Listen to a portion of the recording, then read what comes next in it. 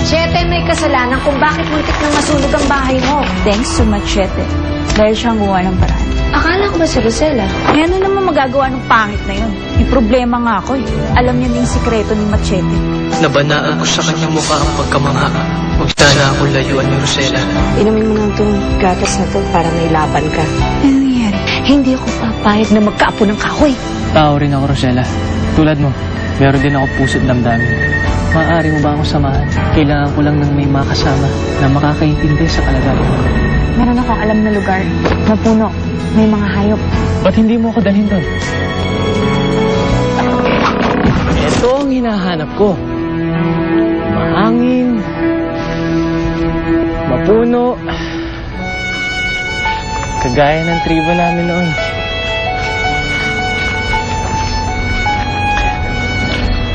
Madalas din kami mamasyal ni Aguinaya noon sa kagubatan.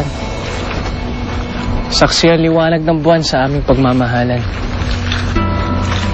Grabe, ang tagal-tagal ng panahon na lumipas pero si Aguinaya pa rin talagang mahal mo, no? Dahil nangako ako sa kanya na mamatay man ako at mabuhay muli. Siya pa rin ang babaeng nakauhit sa puso ko.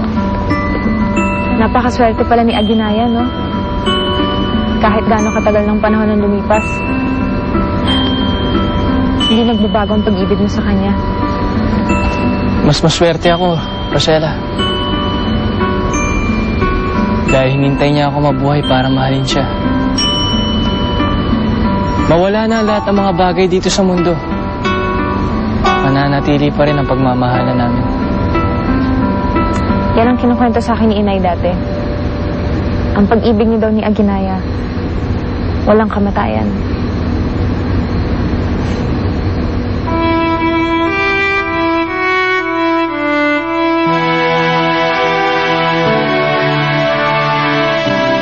Matagal nang magkaaway ang aking tribo at ang tribo na kinabibilangan ni Aguinaya.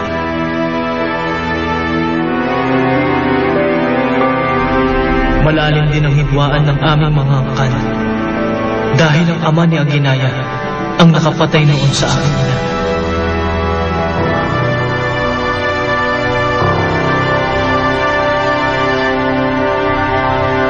Pag-aagawan sa lupain ang ugat na lahat.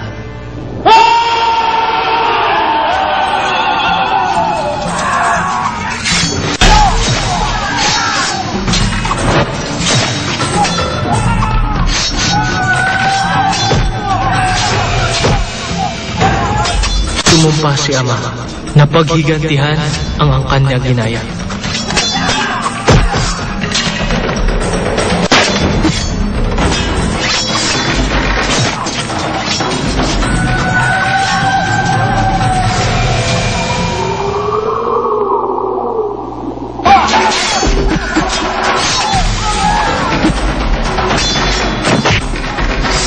Ngunit nang minsang sumalakay kami, lubha akong nasugatan.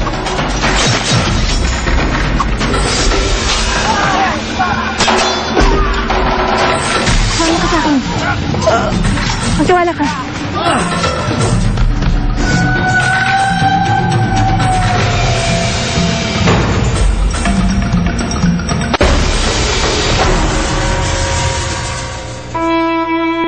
Sa kabila ng lahat, itinakas ako ni Aguinaya. Tinulungan. Hinilom niya ang aking sugat.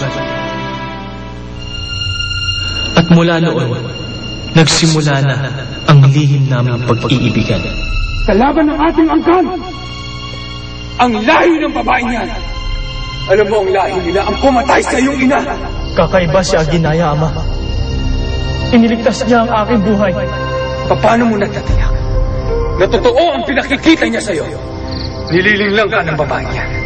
Dahil naghahanda sila ng patibong! Laban kayo! Walang katotohanan na sinasabi ninyo, ama. Iniibig ako ni Aguinaya. Kapag sinuway mo ako, mapapahaba-haba.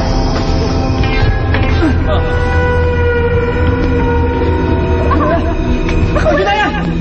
Aguinaya! Machete!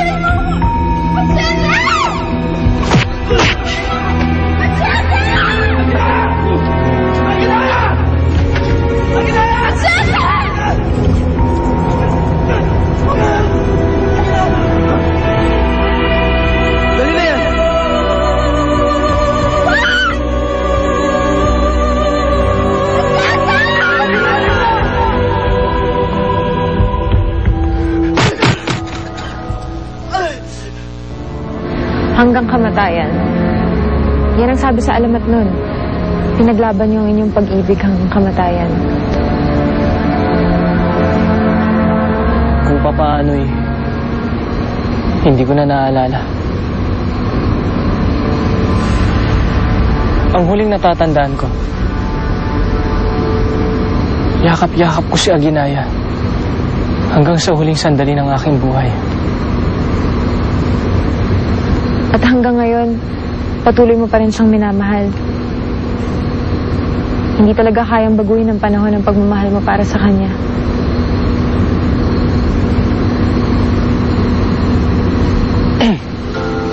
Ba't parang nalungkot ka?